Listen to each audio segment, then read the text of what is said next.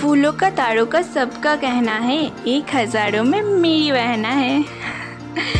Hello everyone, welcome to my channel AS Mehendi Creation. তোমরা সবাই কেমন আছো? আশা করছি ভালো আছো এবং আমিও খুব ভালো আছি। আজকের ভিডিওটি খুব মজাদার একটা ভিডিও হতে চলেছে, তাই অনুরোধ করছি আজকের ভিডিওটি শেষ পর্যন্ত দেখার। তোমরা তো প্রতিদিন আমার হাতের আঁকা মেহেন্দি ডিজাইন এবং বিভিন্ন জিনিসের ওপর আঁকা ভিডিও দেখো।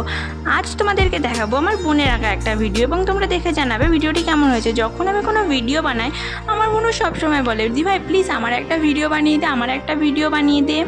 ওর খুব ইচ্ছা যে ওর আঁকা কোনো ভিডিও বা রং করার ভিডিও আমি যেন আমার চ্যানেলে আপলোড করি। তাই আমিও ভেবেছিলাম যে হ্যাঁ ঠিক আছে, নিশ্চয়ই কোনো একটা টাইমে ওর ভিডিও আপলোড করব। কাল দেখি ও আমার সব তুলি রং বার করেছে, ও নাকি রং করবে।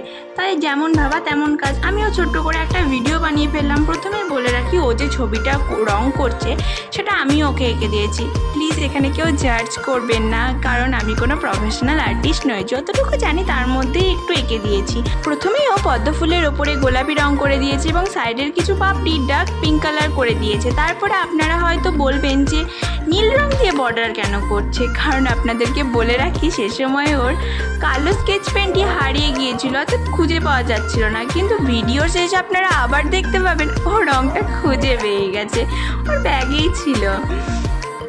তারপরে ও রংটা খুঁজে পাওয়ার পরে পাতার বর্ডারটা কালো রং দিয়েই করে ফেলেছে।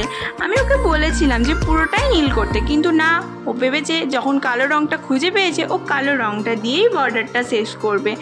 তারপর আসে ফুলের ডাঁটটা রং করার কথা। তা আপনারা দেখতেই পেলেন যে কতটা সুন্দর করেছে আমার বোনু। ওর রং করার স্টাইল দেখে আমি তো পুরোই অবাক। প্রথমে একটা খারাপ রং করলেও পরে সেটাকে আবার ঠিক ম্যানেজ করে দিয়েছে। তারপর আমি ওকে একটু বিরক্ত করছিলাম আমার ওর ভিডিওর মধ্যে আমি একটু মেহেন্দির ডিজাইন দেখাচ্ছিলাম, যেটা আমি আজকেই করেছিলাম। এবং এভাবে ওর পুরো রংটা শেষ হয়ে গেল। শেষে আপনারা দেখবেন আমার বোনু আঁকার নিচে নিজের নামটা লিখে দিয়েছে। কারণ কি জানেন? কারণ ওর ধারণা ও যদি কোনো জিনিস আঁকে বা রং করে তার নিচে ও যদি নিজের নাম না লেখে, তাহলে পরে আমি সেখানে আমার নিজের নামটি লিখে সবাইকে বলবো যে ওটা আমি এঁকেছি, আমি রং করেছি। সেই জন্য ও সবসময় ওর হাতের আঁকা বা রং করা কোনো জিনিসের নিচে নিজের নাম লিখতে ভালোবাসে। ওটাই প্রমাণ যে ওটা ও এঁকেছে। শেষ পর্যন্ত আমি একটাই কথা বলবো যে আমার কোনো যেমনই আঁকুক না কেন বা যেমনই রং করুক না কেন, খুবই ভালো এঁকেছে, দারুণ এঁকেছিস বুনো, just looking like a wow. তোমাদের কেমন লেগেছে সেটা তোমরা অবশ্যই কমেন্ট করে জানাবে। ভালো লাগলে লাইক শেয়ার সাবস্ক্রাইব করে দেবে এবং ফেসবুক থেকে দেখে থাকলে পেজটা ফলো করে দেবে। আজ আসি, আবার দেখা হচ্ছে অন্য কোনো দিন অন্য একটা ভিডিওর সাথে। বাই।